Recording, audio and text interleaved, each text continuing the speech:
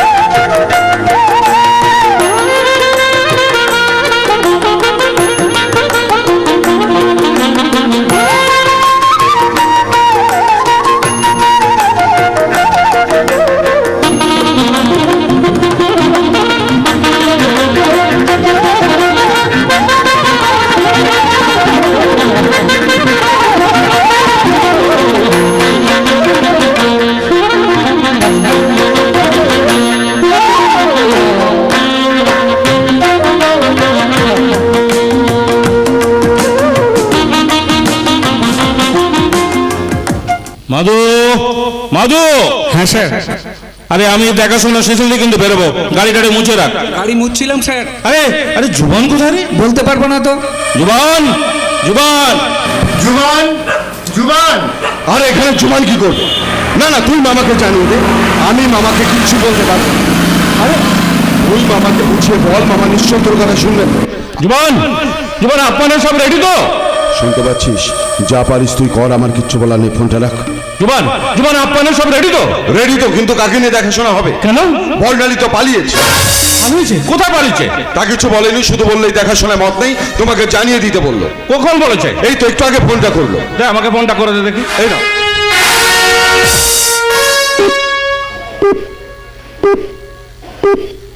The number you are trying to call is currently not reachable. Please try again later. কি সর্বনাশ! আরে এক্ষুনি তো পাত্রপক্ষের বাড়িতে লোক চলে আসবে। আসবে নয় মামা, এসে গেছে। সর্বনাশ, কিন্তু আমার মান সম্মান ডুবে যাবে।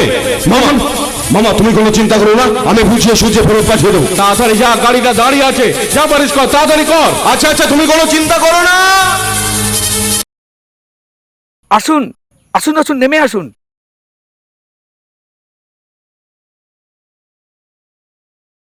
এটা দিন। যা, ভজারামে বিখ্যাত রাজভোগগুলো ফেলে দিলে। শালা, সাবধানে ধরতে পারিস না শালা। এই নোংরা থেকে মিষ্টিগুলো কেন তুললি? সবাই কি তোর মতো ভিখারি? থাক, যাওয়া তো হয়ে গেছে। আরে ছাড়ো না ইয়ার। এ ভাই, গাড়ি ঘোড়া নতুন করে মিষ্টি কিনে আসি, চল। আরে না কিচ্ছু আনতে হবে না। আরে চলুন তো। চলুন আসুন তো, চলুন।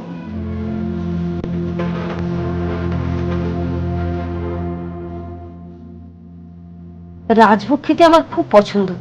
বেতন হলে আমার জন্য রাজভোগ কিনে আনবে।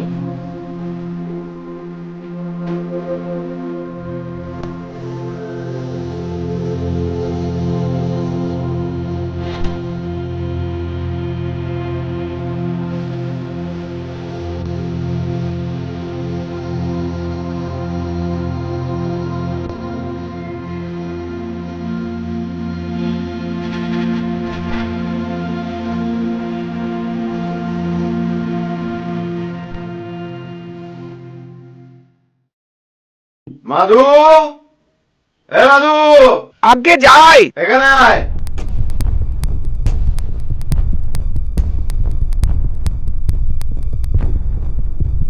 আপনারা এত সংকোচ করছেন কেন? কি হয়েছে খুলে বলুন তো। হয়েছে বলতে ও মামা তুমি বলো না। না না তুই বল আমি কি করেছে বলি। আচ্ছা সত্যটা স্বীকার করতে এত সংকোচ কিসের? বাবু আপনাদের প্রণাম। আমার অনিচ্ছাকৃত ত্রুটির জন্য প্রথমে আমি ক্ষমা প্রার্থী। আমার পরিচয়টা এবার দিই, আমি হচ্ছি এ বাড়ির ড্রাইভার কাম সার্ভেন্ট। তবে আমার কথাগুলো শুনে ভাববেন না যে বাঁশের থেকে আবার কঞ্চি দড়ো। সব থেকে বড় কথা কি হলো জানেন, আমার বাবু কিন্তু দেবতার মতো, মানে কেউ আঘাত পান জীবনে এমন কাজ করেন না, আর কারো কাছে মাথা হেঁট হবে এমন কাজও করেন না। দুর্ভাগ্যবশত না আজকে আপনাদের কাছে ওনার মাথাটা হেঁট হয়ে যাবে, সেই জন্যই তো লজ্জায় সংকোচে উনি মুখ খুলতে পারছেন না। আচ্ছা আচ্ছা বিষয়টা কি হয়েছে সেটা জানতে পারি কি? মানে আপনারা যাকে দেখতে এসেছেন সে কিন্তু নেই। কি বললেন আপনি? মানে দেখাশোনার আগেই মারা গেছে? মারা যাওয়ার কথা বলেননি, পাত্রী এখন এখানে নেই। কথাটা ভালো করে বোঝ, বাড়িতে নেই বলছি। ও। আচ্ছা আচ্ছা কোথায় গেছে? ওই ক্যানিং এ তার বান্ধবী থাকে, একটু আগে ফোন এসেছে সেই বান্ধবীকে নাকি একটা টোটোতে অ্যাক্সিডেন্ট করে দিয়েছে। ওই বান্ধবীর নাকি ডান পাটা একবারে বাদ চলে যাবে। পাটা বাদ চলে যাবে, বাকি সব ঠিক থাকবে তো? সেরকমই তো বললেন। খবর পাওয়ার সাথে সাথে দিদিমণি তীরের বেগে বেরিয়ে গেলেন আর তাড়াহুড়ো করে জানিয়ে গেলেন আজের এই দেখাশোনাটা বাতিল করে দিতে। এই মেয়ে আমাদের পিসির মতো জননেত্রী হবে। আচ্ছা আচ্ছা আপনি তো সবই তো শুনলেন, এবার বলুন তো আমি কি বলবো? আচ্ছা আচ্ছা এতে এত সংকোচের কি আছে? বরং তো গর্বের বিষয়। গর্বের বিষয়। কারণ যে মেয়ে নিজের কথা না ভেবে অন্যের না না না এতে সংকোচের কোনো কারণ নেই। পরে না হয় একদিন দেখাশোনা হবে, নাকি বলিস? তাহলে চল আমরা জুবান জুবান তুই একটু এগিয়ে দে। মাধু মাধু তুই আমার সঙ্গে আয়। চলুন না চলুন। আপনাদের ভালোর জন্য কয়েকটা কথা বল। কথা দিতে হবে গোপন রাখতে। হ্যাঁ বলুন না গোপন। এদিকে আসুন আসুন। আচ্ছা আচ্ছা আচ্ছা। আসুন। আসলে যে পাত্রীকে আপনারা দেখতে এসেছেন সেই পাত্রীটি নোংরা, দুশ্চরিত্র। এই জন্য জানাশোনা কোনো ভালো ছেলে পাত্রীটিকে বিয়ে করতে চায় না। মামা বেগতিক দেখেই তো সব জায়গায় বিজ্ঞাপন দিল, যে পাত্রীকে বিয়ে করবে মামা তাকে সম্পত্তি লিখে দেবে। হ্যাঁ তাই দেখেই তো এলাম। বিয়ে হয়ে গেলে মুখে মুখ যাক, যা করবেন বুঝে শুনে করবেন। চলুন, নমস্কার।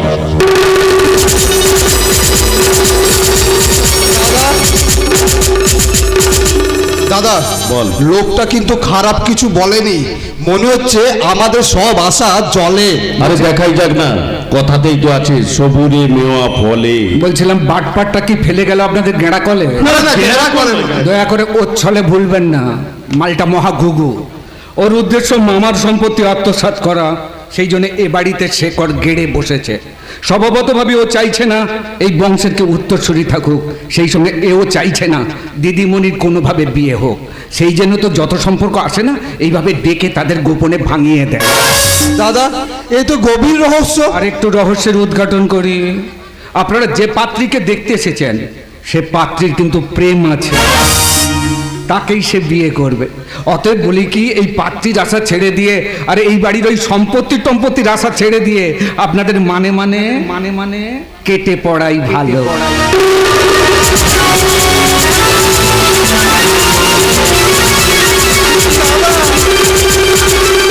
দাদা বল। এ তো তলে তলে অনেক জল। দক্ষ ডুবুরি হয়ে সমুদ্রের গভীর তল থেকে তুলে আনতে হবে আমাদের মুক্ত। বিয়ের বিজ্ঞাপনে পাত্রীর বাবা আভিজাত্য চ্যাটার্জির ঘোষণাটা কি ছিল? যে তার মেয়েকে ঘর জামাই শর্তে বিয়ে করবে সে পাবে শ্বশুরের 8-9 কোটি টাকার সম্পত্তি। অতএব আমাদের লক্ষ টাকা, তার জন্য একটু বাঁকা পথ ধরতে হবে দাদা। তার মানে তুই বলতে চাইছিস ছলে বলে কৌশলে যে কোনো উপায়ে ওই মেয়েটার সঙ্গে তোর বিয়েটা দিতেই হবে। তার আগে আমাদের পথের কাঁটাগুলোকে একটা একটা করে সরিয়ে ফেলতে হবে। তার মানে মেয়েটি অন্য কোথাও যায়নি। মেয়েটা নিশ্চয় বেরিয়েছে ওর মনের মানুষকে নিয়ে। দূর সীমা ছাড়িয়ে গান কেন যায় ঝাড়িয়ে আকাশে, দূর সীমা ছাড়িয়ে গান কেন যায় ঝাড়িয়ে, প্রাণ যদি গানের রেশ হয়, যদি পৃথিবীটা স্বপ্নের দেশ হয়, তবে কেমন হতো তুমি বলো? কিছু স্বপ্ন কিছু মেঘলা চোখে চোখরা সারা দিচ্ছে মনিতে ও চোখের স্বপ্ন তার সঙ্গে দিবাঙ্গে দেখেছি হয় ভালো মন্দে তুমি সঙ্গে শিবরঙ্গে এলো ঢেউ তুল সন্ধে আমার ঠেলে বাজে যাচ্ছে সেই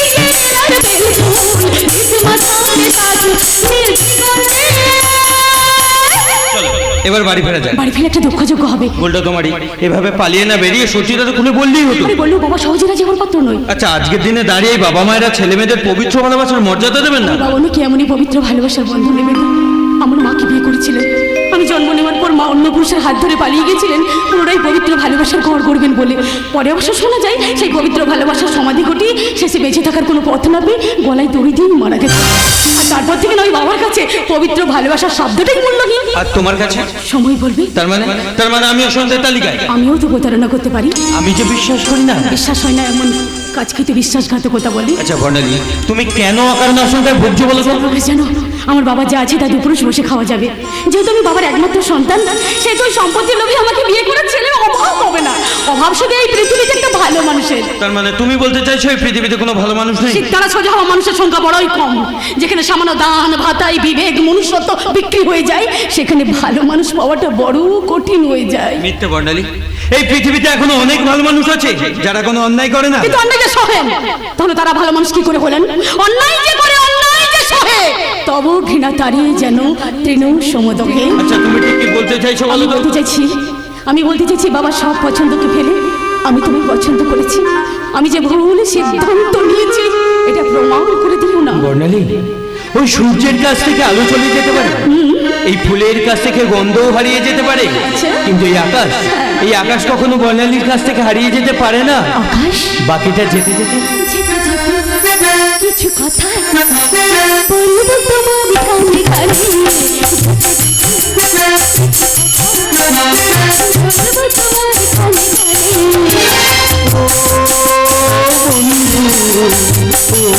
আমার ভালোবাসা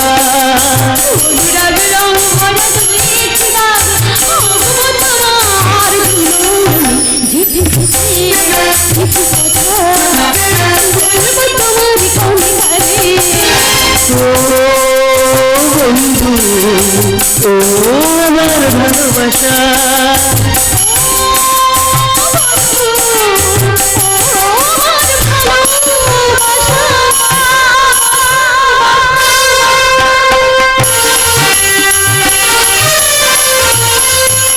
ভালোবাসার ভালোবাসা, আমার সমস্ত ভালোবাসা আমার বোনকে ঘিরে।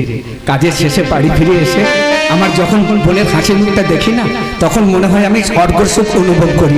সেই জন্য তো দেখা হলে সবাইকে আমি ডেকে ডেকে বলি, এমন আমি ঘর পেতেছি আহারে যার ঠিকানা না, স্বপ্নের ছিড়ি যেখানে বলতে আমি এমন আমি ঘর পেতেছি আহারে যার ঠিকানা না, স্বপ্নের ছিড়ি যেখানে বলতে আমি এমন আমি ঘর পেতেছি।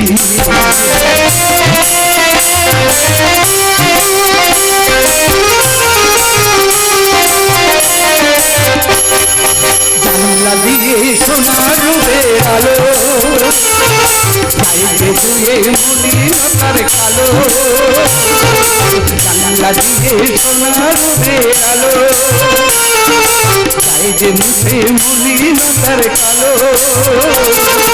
চর্চা করে ফুলের ছবি দেখতে আমি প্রতিদিন দেখতে আমি এমন আমি ঘর পেতেছি আহারে যার ঠিকানা না, সকলের ছিড়ি যেখানে পৌঁছে আমি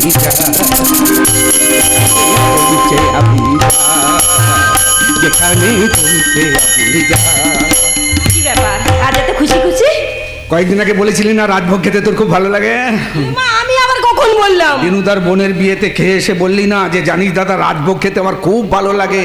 ইচ্ছে ছিল আজকে বিয়ে বাড়িতে 4-5টা রাজভোগ ছাটাবো, কিন্তু দিয়েছে মাত্র একটা। আমি যেন বেতন পেলে রাজভোগ কিনে আনি। দেখো কোন কথা কোন ভাবে। কোনো কথা কোনোভাবে নয়, আমার বোনের অভাব এতটুকু রাখবো না। অনেক রাজভোগ এনেছি, আজকে পেট পুড়ে খাবি। তুমি তোমার বোনটিকে খুব ভালোবাসো না? ভালোবাসি রে বোন, ভালোবাসি। তুই ছাড়া ভালোবাসার পৃথিবীতে আপনজন আমার আর কে আছে বল? তোর গায়ে আমি এতটুকু কাঁটাটা চলে রাখতে দেবো না রে। এতটুকু কাঁটাটা চললামকে দেবো না। আর সেই জন্যই তো আমার দায়িত্ব তোমার হাতে তুলে দিয়ে বাবা মা 4-5 মাস ব্যবধানে দুজনে নিশ্চিন্তে চলে আচ্ছা, গেলেন। সুখের মুহূর্তে এসব কথা টেনে আনার কোনো প্রয়োজন আছে? রাজভোগ এনেছি, গিলে ফেললে। বাজারামের বিখ্যাত রাজভোগ, বড় বড় মিষ্টি, খুব সুস্বাদু, একবার খেয়ে দেখ না। ভজারামের বিখ্যাত রাজভোগ এই বস্ত্রালয়ের প্যাকেটে। আচ্ছা, তুই রাজভোগ মানে কি জানিস? রাজভোগ মানে কি জানিস? ভালো করে বোঝাচ্ছি, বোঝ। রাজভোগ মানে এই এত বড় বড় মিষ্টি, এত বড় বড় মিষ্টি দোকানদার কিসে দেবে? একটা প্যাকেটে দেবে। তুই কি প্যাকেটটা ওই লোকের সামনে দিয়ে বাজারের ভিতরে এরকম এরকম করে করে হেঁটে হেঁটে আসবি? কেউ আসেনি, আমিও আসিনি। আমি তখন ভাবলাম বোন যে রাজভোগগুলো নিয়ে কি করব কি করব, তারপরে হঠাৎ দেখি একটা বস্ত্রালয়ের প্যাকেট পড়েছিল। প্যাকেট পড়ছিল বলতে? প্যাকেটটা পড়েছিল মানে ক্যাশিয়ারের সামনে প্যাকেটটা পড়েছিল, রাজভোগগুলো ঢুকিয়ে নিয়ে চলে এলাম। দোকানদার এভাবে আলগা মিষ্টিগুলো তোমাকে দিয়ে দিল? তোকে একবারে বলেছি যে দোকানদার আলগা মিষ্টি দিয়েছে, একবারে বলেছি দোকানদার তো প্যাকেটে দিল, ওই প্যাকেটটা ছিঁড়ে। ও তুই ভাবছি ছিঁড়বো কেন? না না, আমি কেন ছিঁড়বো, আমি তো ছিঁড়িনি। ওই আচ্ছা, তুই প্যাকেটে পড়ে আছিস কেন রে? তুই প্যাকেট খাবি না রাজভোগ খাবি? এই নে রাজভোগটা গিলে। তো ন্যাকামো করার কি আছে? অনেকগুলো রাজভোগ এনেছি, চাপে একটা তো ভেঙে যেতে পারে। আমি কি একটা রাজভোগ এনেছি নাকি? ভাঙাটাই বা খাবি কেন? এবার গোটা মিষ্টি খেয়ে নে। নোংরা লেগে আছে। নোংরা? হ্যাঁ। কোথা নোংরা? ওই তো। আর নোংরা আছে? সত্যি করে বলো তো, তুমি মিষ্টিগুলো কোথা থেকে নিয়ে এসছো? তুই কি ভাবলি? তুই কি ভাবলি কোনো বাবুদের মিষ্টি পথে পড়ে গেছিল সেগুলো কুড়িয়ে এনেছি? যেহেতু আমার কম রোজগার, তোর ক্ষমতা পূরণ করার ক্ষমতা নেই আমি এই অপদার্থ দাদার। আমি সে কথা বলেছি না, সরাসরি সে কথা বলিসনি, শুধু বলেছি রাজভোগগুলো ভাঙা কেন, রাজভোগগুলো নোংরা কেন, রাজভোগগুলো বস্ত্রালয়ের প্যাকেটে কেন। ওরে বোন, এতগুলো সত্য কেন উত্তর দেবো কি করে রে? এতগুলো সত্য কেন উত্তর তোকে আমি দেবো কি করে? তুই জানিস না মা বাবা মরে যাবার পর আমাদের কিচ্ছু করার ছিল না, পেটের ভাতের সন্ধানে অসহায় হয়ে তোর হাত ধরে উঠেছিলাম কলকাতার ভাড়া বাড়িতে। আমি যাত্রা চ্যাটার্জির দয়া তার বাড়িতে কোনো রকম চাকরগিরি আর ড্রাইভারি করে দুজনের পেটটা চালাই। তোর ইচ্ছে পূরণ করার অনেক ইচ্ছে আছে, কিন্তু সামর্থ্য নেই। তোর ইচ্ছে পূরণ করবার জন্য যদি সত্যি সত্যি বাবুদের পড়ে যাওয়া মিষ্টিগুলো কুড়িয়ে আনি, কি এমন অপরাধ করে ফেলেছি রে? কুড়িয়ে এনেছি, শুনতে পেয়েছি বাবুদের মিষ্টি পড়ে গেছিল, সত্যি সত্যি সুযোগ পেয়ে তোর জন্য কুড়িয়ে এনেছি। তোর ইচ্ছে পূরণ করবার সামর্থ্য ছিল না বলে কুড়িয়ে এনেছি। তুই আমাকে ছোট করতে চেয়েছিলি তো। আমি তোমাকে ছোট করতে চাইছিলাম। তুই তো বুঝতে পারছিলি আমি ধরা পড়ে যাচ্ছি, তুই পারতিস না এড়িয়ে যেতে। আসলে তুই আমাকে অপমান করে শান্তি পাস না। আমি তোমাকে ছোট করে শান্তি পাই? আমি তোমাকে অপমান করে শান্তি পাই? আসলে আসলে আমি ডাইনি বলতাম। আমি ওই কথা একবারও বলিনি। আমার বেঁচে থাকা থেকে আমার মরে যাওয়া অনেক ভালো। না, চোখের জল ফেলিস না, আমি সব সইতে পারবো। চোখের জল মা, বাবা, তোমরা স্বর্গ থেকে দেখো দাদা কিভাবে কাঁদাচ্ছে, কিভাবে চোখের জল ঝরাচ্ছে। সইতে পারি, সইতে পারি না তোর কান্না। ভুল বুঝে তোকে করেছি যে ভুল, সে ভুল হবে ওরে আর না। ভুল বুঝে তোকে করেছি যে ভুল, সে ভুল হবে ওরে আর না। ভুল ক্ষমা করে দে না, চোখ মুছে দে না। বড় হয়ে করছি বিনাই রে, তোর মতো কেউ প্রিয় নয় রে। নয়নমণি দেখে দেখে মামনি মামনি মনে হয় রে। নয়নমণি দেখে দেখে মামনি মামনি মনে হয় রে।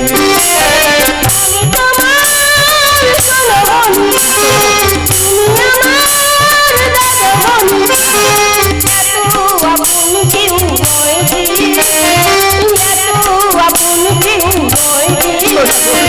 দাদা মনি তোমায় দেখি দেবতা দেবতা মনে হয়।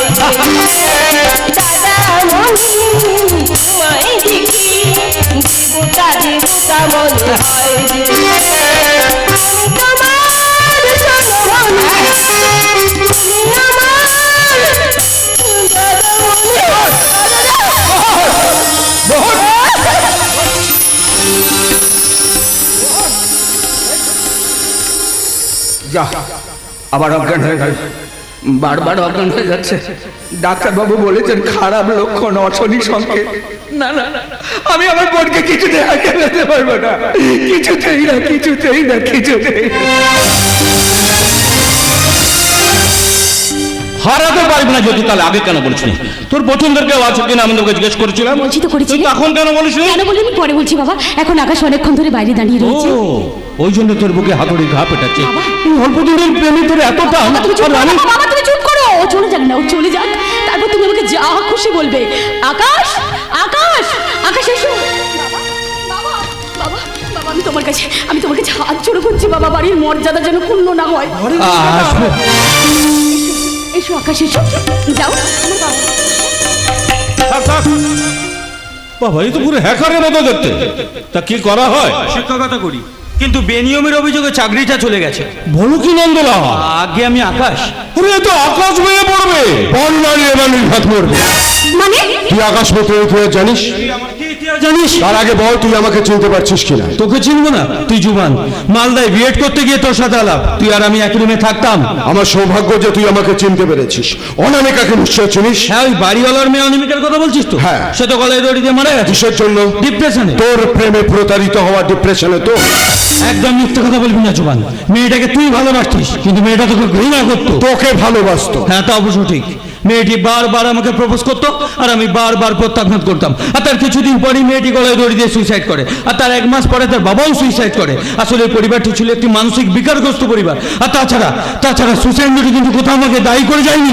এমন তো হতে পারে মেয়েটা তোমাকে বাঁচিয়ে দিয়ে গেল? না বাবা, নাই, কোনো মতেই হতে পারে না বাবা, কোনো মতেই হতে পারে না। যে মেয়েটি যার প্রতারণায় সুসাইড করেছে, মৃত্যুর মুখে দাঁড়িয়ে অন্তত সত্যটা সে যাচাই করবে, তার শাস্তি সে চাইবেই। তুই বুঝতে পারছিস না? তুই বুঝতে পারছিস না? তোর চালাকি আমার বাবা না বুঝতে পারলেও আমি বুঝে গেছি। আমার চালাকি? নিজের ভিটে মাটি ছেড়ে কেন মামা বাড়িতে পড়ে আছিস রে? মামা সব সম্পত্তি আত্মসাৎ করে আসাই তো। বর্ণালী কিন্তু উল্টাপাল্টা কথা বলছে। তো থাম বর্ণালী, প্রসঙ্গ দাঁড়িয়ে লাভ নেই। আরে জীবনের কথাগুলো কেমন মিলে যাচ্ছে? সেই মেয়ে দিয়েছিল বাবার একমাত্র মেয়ে, আর তুই আমার একমাত্র মেয়ে। ছেলেটির চাকরি নেই, বেকার। এ তো হিসেব কোষের শিকার। না না, আমি শিকারী নই, বরং আজ আমি আপনাদেরই শিকার। বর্ণালী, আমি আসছি। আমার কথা শোনো আকাশ, আমার কথা শোনো। বর্ণালী, তুমি না চাইলে আমি তোমাকে ছেড়ে কোনোদিনও যাব না। শুধু প্রমাণের জন্য কয়েকটা দিন সময় নেব। ওই জুবানের কথা যদি সত্য হয়, তাহলে আমি আত্মসমর্পণ করব। আপনারা যা শাস্তি দেবেন আমি মাথা পেতে নেব। আর যদি জুবানের কথা মিথ্যে হয়, তাহলে ওকে শুধু একবার আমার হাতে ছেড়ে দেবেন। ওর মুখের মানচিত্রের সাথে মিথ্যে বলা স্বভাবটা আমি পাল্টে দেবো। আচ্ছা, তোর কি মনে হচ্ছে জীবন মিথ্যে কথা বলছে? মামা, আমার মিথ্যে বলে লাভটা কি? আমার বোন যাতে বিপদে না পড়ে সে ভেবেই তো আমি। আমার বিপদে না ভেবে নিজের বিপদের কথা ভাব। আকাশ বড় জেদি, ও সত্য প্রমাণ করবেই। আর তুই যদি মিথ্যে প্রমাণিত হোস, শুধু আকাশ নয়, আমিও তোকে জুতো মারতে মারতে এই বাড়ি থেকেই তাড়াবো। বাবা, ওই সময় হাজার যুক্তি হাজার সত্য তুলে ধরে শুনবে না। অন্ধ ভালোবাসা বন্ধ করে দেয় এই গাড়ির জ্ঞান। থামাতে হবে, যেভাবেই হোক থামাতে হবে, এবং সেটা আজই এবং এখনই। চলো।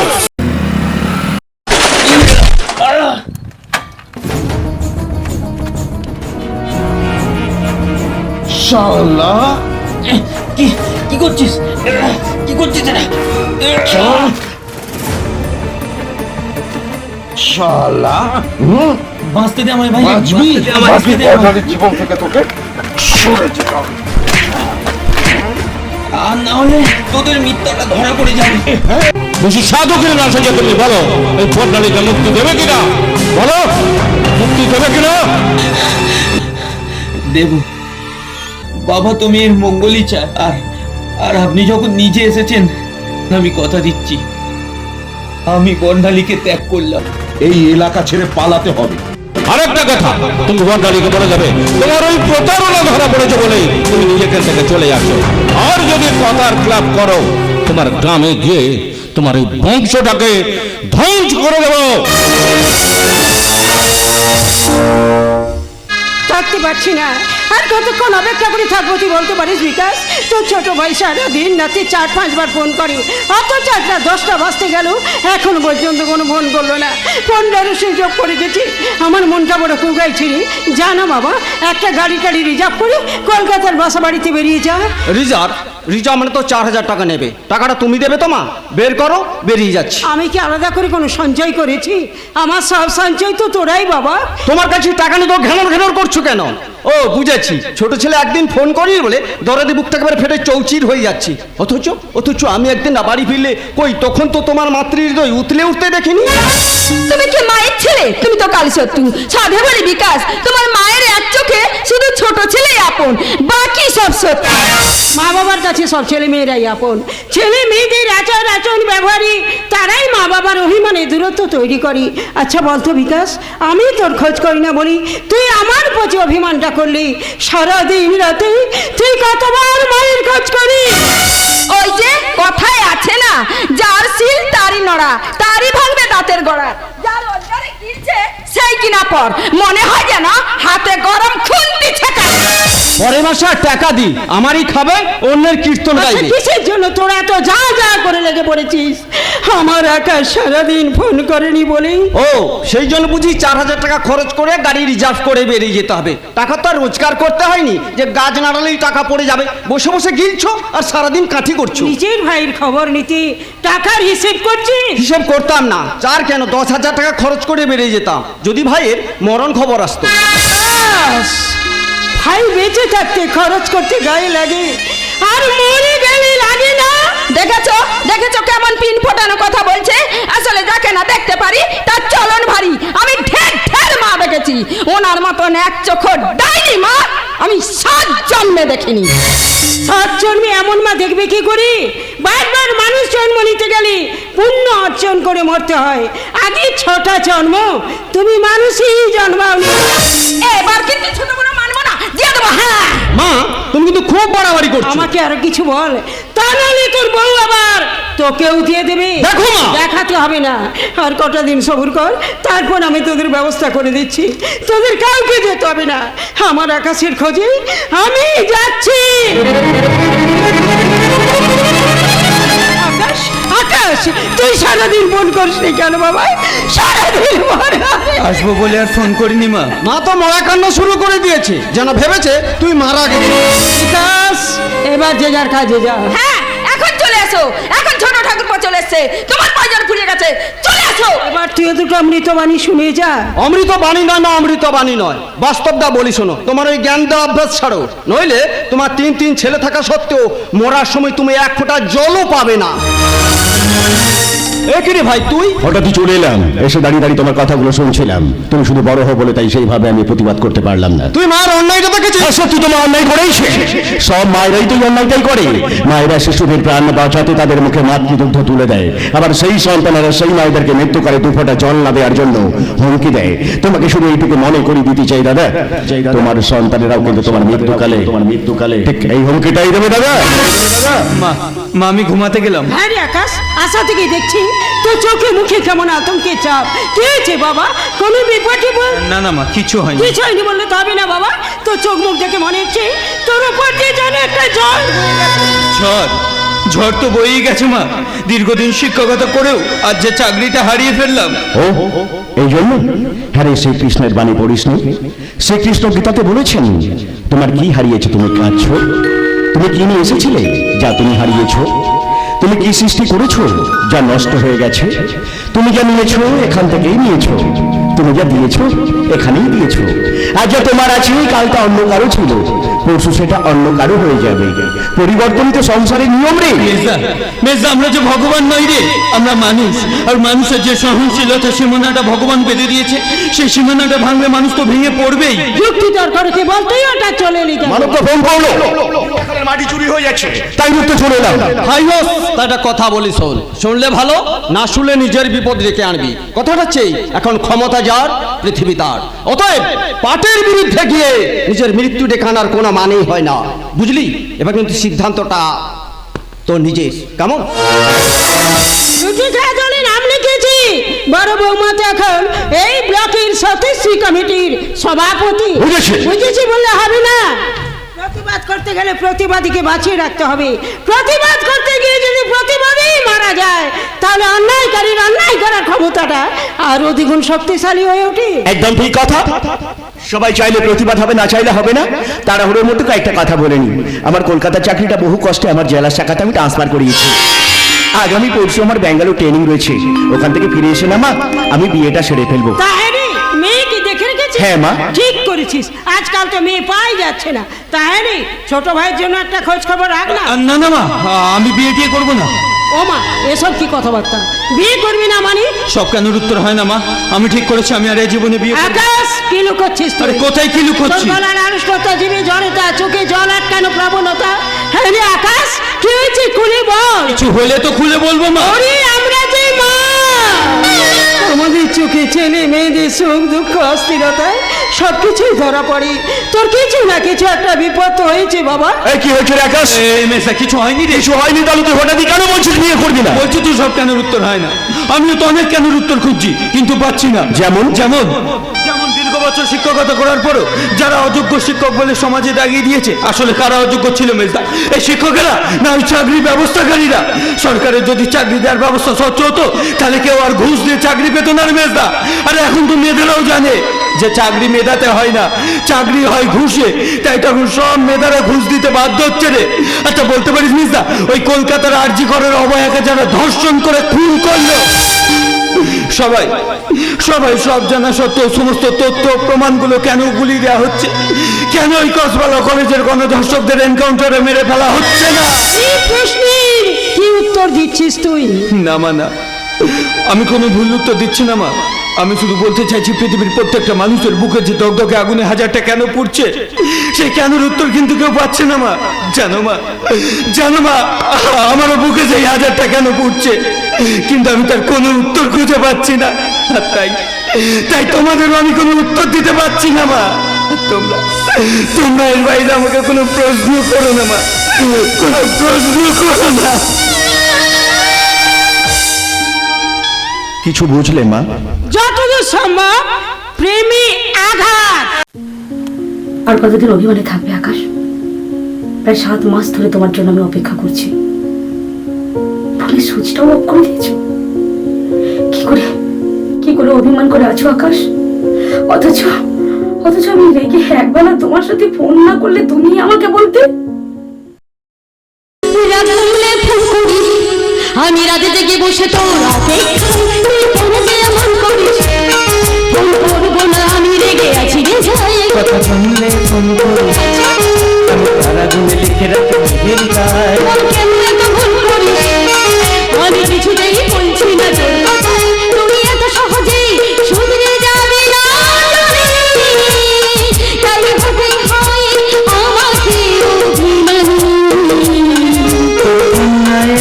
ঘুম নামে না দু চোখে, তাই তখন থেকে বলেই চলেছি তোকে রাত কমলে ফোন করিস। কমবি না রাধা, কমবি না রাধা, করবো না ফোন। রাত কমলে ফোন করিস। কমবি না রাধা, কমবি না রাধা, করবো না ফোন। রাত কমলে ফোন করিস।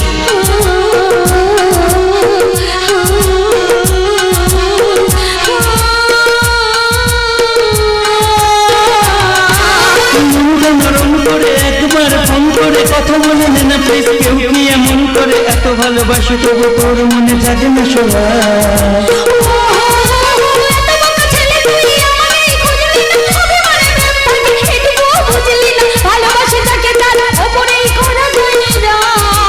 আচ্ছা ঠিক আছে, রাত কমলে ফোন করিস।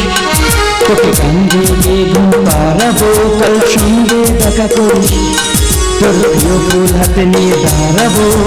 ভয় পেয়ে ভুল করিস, তোকে আগলা ফেলে কি নিবালাবো? তুই কেন যে এমন করিস? রাত কমে গেলে ঠিক তোকে জানাবো। তুই এত সহজেই শুধরে যাবি না জানি। তাই হতেই হয় আমাকে অভিমানী। তোর ফোন না এলে ঘুম নামে না দু চোখে, তাই তখন থেকে বলেই চলেছি তোকে রাত কমলে ফোন করিস। কমবি না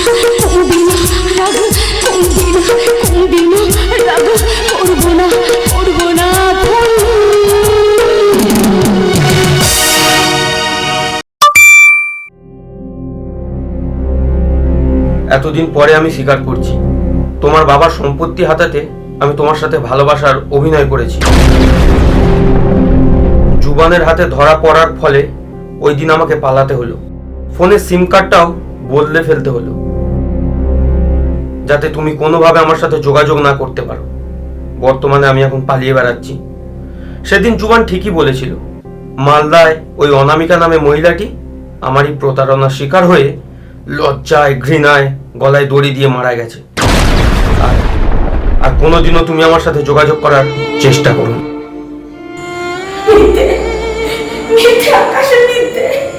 তুমি আমার সাথে প্রতারণা করতে পারো না আকাশ, তুমি আমার সাথে প্রতারণা করতে পারো না, আমার সাথে প্রতারণা করতে পারো না।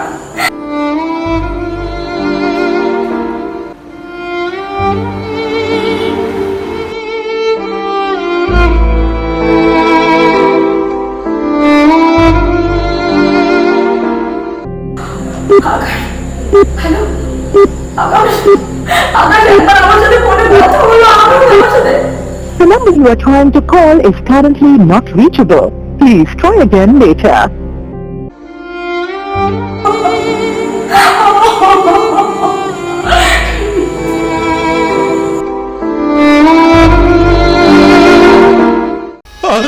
আর আমি সইতে পারছি না, আর আমি সহ্য করতে পারছি না আমার এই মেয়ের মর্মবেদী। আল্লাহ, নিজের পায়ে নিজে গরুর মারলে তুমি কি করবে মামা? তুমি তোমার বিয়ে দিতে চাইছো না? চাইছো না বলেই তোমরা আকাশকে বুক থেকে কেড়ে নিয়েছো। আমরা? হ্যাঁ, তোমরা। আমি সব জানি। তোকে কে বললো? নামটা পরে বলবো। বলতো সেই সময় কেউ ছিল নাকি? ঘটনার সময় কেউ তো ছিল না, তবে মাধু কি কোনোভাবে দেখে ফেললো? তাহলে মাধুর মুখটা এক্ষুনি বন্ধ করতে হবে। এক্ষুনি এই মুহূর্তেই বড়লিকা উঠে গেলে সব বেঁচতে যাবে। এই মাধু, এই কয়েকদিন আগে তুই আমার কাছে 1 লাখ টাকা ধার চেয়েছিস। কোনো ক্ষমা হবে না। আকাশ একদিন ফিরে আসবে, সব সত্য প্রমাণিত হবে। সেদিন আমি চুপ করে বসে থাকবো না। যারা আকাশের উপর অন্যায় অত্যাচার অবিচার করেছে তাদের আমি কিছুতেই ছেড়ে দেবো না, কিছুতেই। তোর এত সাহস তো দিয়েছো তুমি, মামার মুখে মুখে কর। লাগছে, এবার ছাড়ো।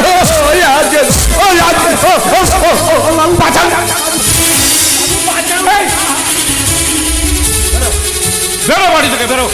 আজ থেকে তোর চাকরি কাটাই।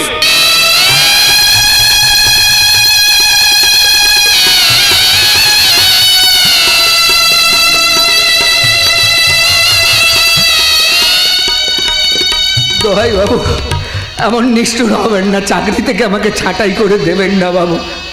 আমি আমার জন্য চিন্তা করি না। চাকরি থেকে ছাঁটাই হয়ে গেলে আমার বোনটা না খেতে পেয়ে মারা যাবে। এই জন্য কি মামার সাথে টক্কর দিচ্ছিস? আর চাকর হয়ে তুই আমাকে হুমকি দেখাচ্ছিস? আমি কারোর সাথে টক্কর নেইনি, আর কাউকে হুমকি দেখাইনি বাবু। এতক্ষণ ধরে আমি যে কথাগুলো বলছিলাম সে কথাগুলো আমার কথা ছিল না, সব দিদিমণির কথা ছিল। হ্যাঁ গো বাবু, দিদিমণি ঘরের ভেতরে দরজা দিয়ে কাঁদছে আর চিৎকার করে করে ওই কথাগুলো বলছে। কিভাবে বলছে সেটা এখানে এসে আমি অনুকরণ করে দেখাচ্ছিলাম। তার মানে আমরা যে আকাশকে হুমকি দিয়ে এলাকা ছাড়া করেছি সেটা তুই জানতিস না? সেটা জানতেই তো এতটা নাটক করতে হলো। আমার অনুমান মিথ্যে নয়। আমি চাকর বাকর মানুষ, আমি ভেতরের খবর জানবো কি করে? আর যদি জেনেও ফেলতাম, আমি বাবুর বিরুদ্ধে যেতাম, তাহলে এই দেখো না দিদিমণির কথাগুলো এখানে ও বুকটাতে বোধহয় বদরক্ত জমে গেছে। দরকার নেই আমার চাকরি। আমি এই চাকরি ছেড়ে, বাড়ি ছেড়ে আমি চলে যাব বলেছি, চলে যাব। এই বাদু শোন, থেকে যায়, এই তো আমি আর থাকবো না। চলে যাব বলেছি, চলেই যাব। তুই তো সব খুলে বলতে পারছিস। আমার কিচ্ছু খুলে বলবার দরকার নেই। আমি থাকবো না, চলে যাব বলেছি, চলেই যাব। বাদু থেকে যা। এভাবে বললে কেউ থাকবে নাকি? একটু তো নরম করে বলতে হবে। বলছি মাধু, আমি বলছি তুই থেকে যা। আমি কি একবারও বলেছি যে থাকবো না? মাধু কিন্তু সব গলিয়ে দিচ্ছে, ওকে কিন্তু আমার একেবারে বিশ্বাস হচ্ছে না। মাধুর কথা ছাড়, আমি ভাবছি বর্ণিলে আমাকে এইভাবে ভুল বুঝলো। আমার ভুল ভেঙে গেছে বাবা, আমার ভুল ভেঙে গেছে। আকাশ, আকাশ আমার সাথে প্রতারণা করেছে। কি ব্যাপার, হঠাৎ এত পরিবর্তন? এইমাত্র ফোনে আমাকে মেসেজ করে প্রতারণার কথা স্বীকার করেছে। মামা সব মিলে গেল তো। দেখো মামা, কি ভাগ্য ওই দিন ওর সাথে দেখা হয়ে গেল, না হলে তো সব শেষ করে দিত। এখানে বাবা মেয়ের কথা হচ্ছে, তুই একটু বাইরে জানা রে। কেন বাইরে যাবে? ও ছিল বলে তো এই প্রতারকটাকে ধরতে পারলাম। বেশ, তোমরা থাকো, আমি বেরিয়ে যাচ্ছি। ঠিক আছে ঠিক আছে, আমি যাচ্ছি। তবে একটি কথা, ভগবান যা করেন মঙ্গলের জন্যই করেন। সত্যি সত্যি ভগবান আমাকে রক্ষা করেছে রে মা। আমাকে রক্ষা করলেও আমাকে রক্ষা করেনি বাবা। আমি হেরে গেছি বাবা, আমি হেরে গেছি। আমি জীবনে শেষ হয়ে গেছি বাবা, শেষ হয়ে গেছি। ওরে ওরে মা, জীবনের শেষ বলে কিছু হয় না, ওই শেষ থেকে শুরু হয়ে যায়। যা হয়ে গেছে তুই ভুলে যা, ভুলে যা। আমি ঠিক করেছি এই মাসেই তোর বিয়ে দেবো। বিয়েটা একটা শখের খেলা না, একটা করে ভাঙবে আবার একটা করে পড়বে। আমি আর জীবনে বিয়েই করবো না।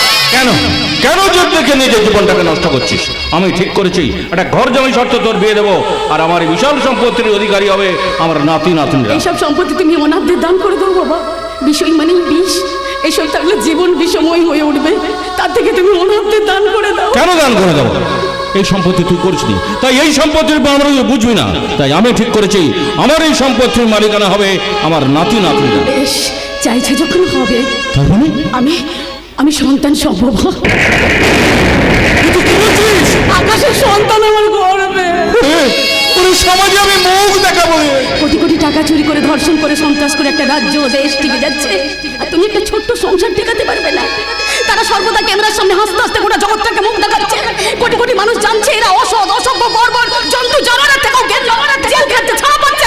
আমার ক্যামেরার সামনে হাসতে হাসতে বীরের মতো বাইক দিচ্ছে। মানুষ শুনছে, মানছে, হাততালি দিচ্ছে। কই তাদের পরিবারের কারো মান সম্মান চলে গেল বলে তোমার মতো আফসোস করছে না বাবা, করছে না। আর আমি কি করেছি? তোমারই মা হতে চেয়েছি। আমার অপরাধ কি?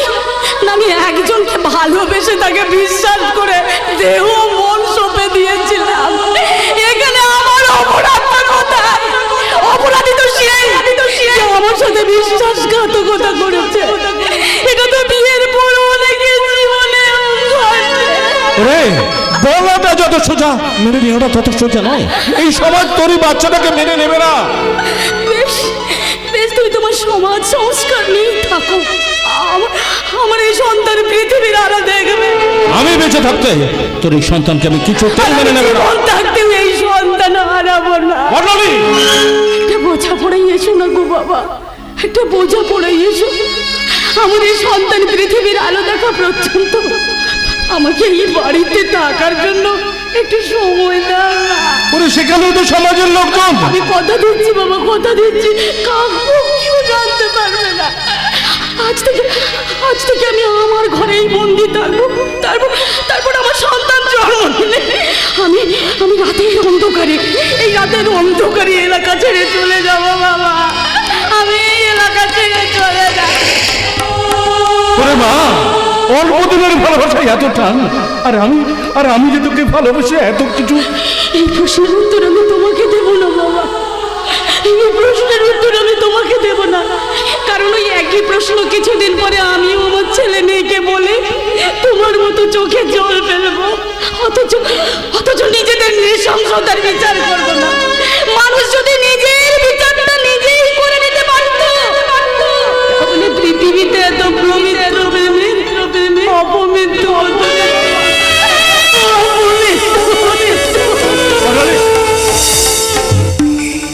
আমি বেশ বুঝতে পারছি বর্ণালী একটা প্রতারকের ফাঁদে পা দিয়েছে, কিন্তু আমাকে একটা অন্য খেলা খেলতে হবে। জুবান, কি হলো মামা, এত উত্তেজিত কেন? একটা পশুদি বিভাগের ডাক্তারকে ডাকতে হবে। ডাক্তার? হ্যাঁ, ডাক্তারকে ডাকতে হবে। ডাক্তার দেখে কি হবে মামা? শোন,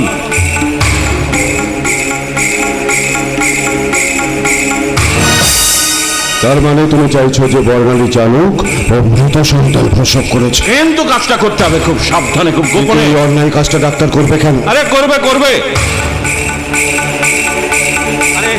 আরে টাকার কাছে দুনিয়া বিক্রি হয়ে যাচ্ছে, আর ও তো সামান্য একটা ডাক্তার। যেভাবেই হোক ওই প্রতারকটার হাত থেকে বর্ণালীকে সুস্থ করতেই হবে। তবে কাজটা করতে হবে খুব গোপনে, খুব সাবধানে। কথাটা মাথায় রাখিস। মামা চাইছে বর্ণালী জীবিত সন্তান প্রসব করলে ওকে মেরে দিতে, কিন্তু আমি মারবো না। ওটাকে আমি আন্তর্জাতিক শিশু পাচার চক্রে যুক্ত গাইনো ডাক্তার এ ধরের কাছে পাচার করে। আর এই অবৈধ কাজের জন্য মামার দেওয়া 8 লাখ টাকা আমি চেপে দেব। জীবনের ভাগ্যের চাকাটা এতদিন ঘুরতো ঘর করে, এবারে ঘুরবে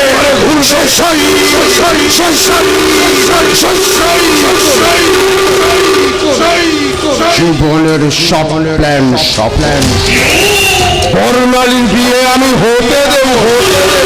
ওকে আমি একটু করে স্লো পয়জন দিয়ে মেরে দেব।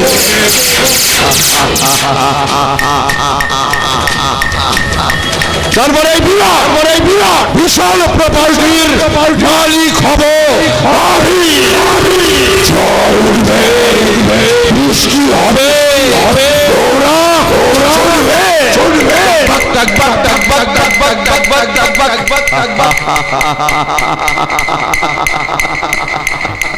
আয় বৃষ্টি ছেপে টাকা নিব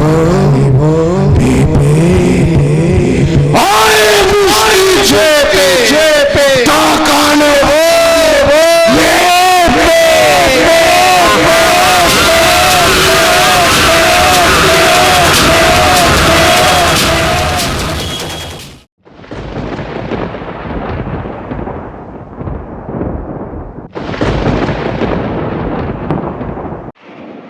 ক্রমে এলো সেই দিন যেদিন বর্ণালীর সন্তান পৃথিবীর আলো দেখতে চলেছে।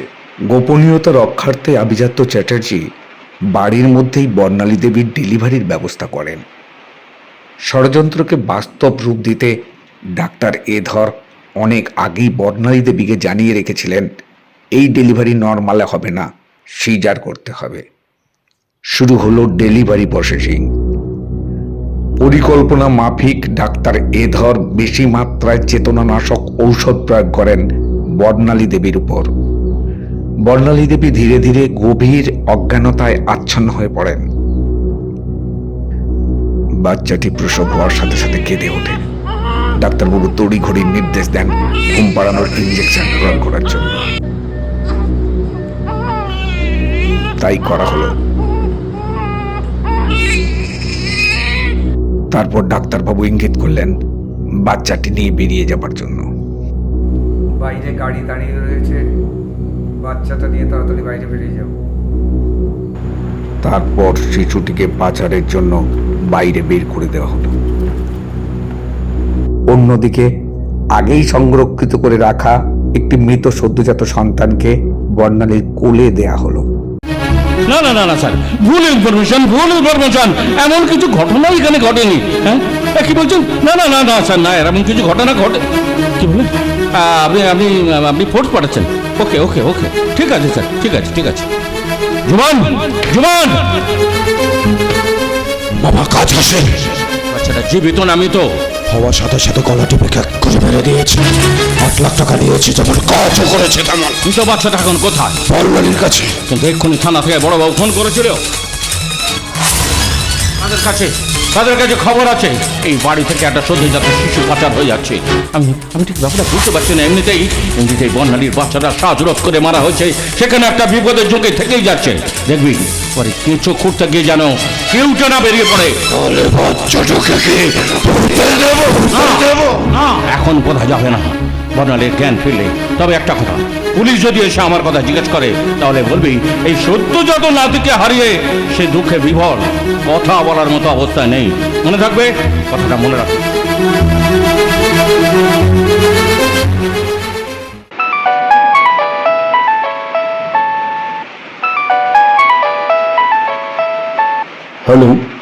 হ্যালো, বাচ্চাটি তাড়াতাড়ি সরিয়ে দিতে পারেন। পুলিশকে ভালো কোনো ইনফরমেশন পেয়ে গেছে। চারিদিকে ঘিরে ফেলেছে। বাচ্চাটি ফেলে দেখে দেবো। ঠিক আছে।